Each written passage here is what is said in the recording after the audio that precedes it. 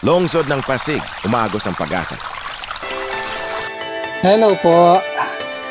Itong mga nakaraang siguro 1-2 linggo, napansin niyo ba sa mga sokmed natin sa FB, sa TikTok, sa YouTube, kanya-kanyang pahilian o payabangan ng mga nakukuha nila sa LGU kasi bigayan ng ng mga Christmas basket, Christmas bags, yung mga pinapamahagi ng ating mga LGU.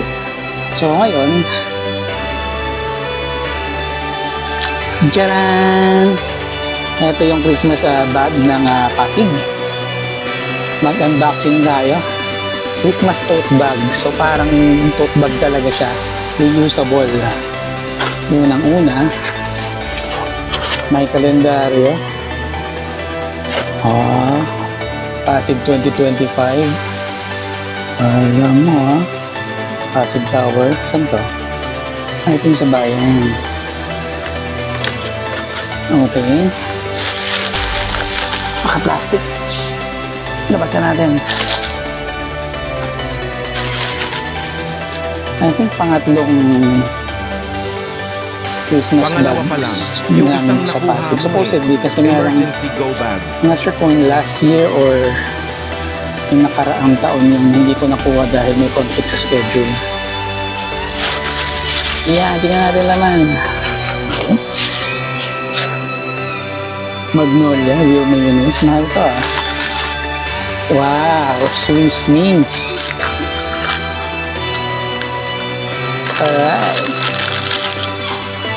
Today's mixed fruits. May pang fruit salad na.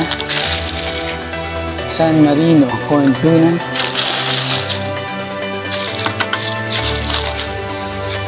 Pure foods. Chicken, luncheon meat.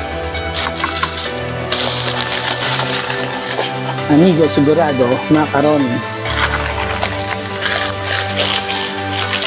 Tapos may fiesta na spaghetti.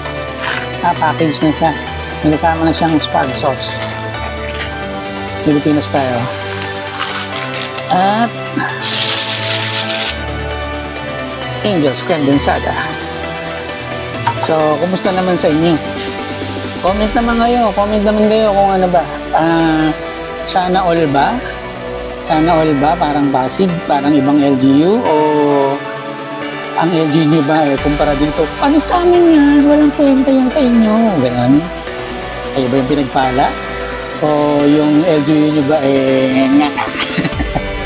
So salamat po sa mga taxpayers ng kapwa taxpayers ng Pasig. This is where our taxes go. At salamat din po sa Pasig City Hall kay Mayor Vico.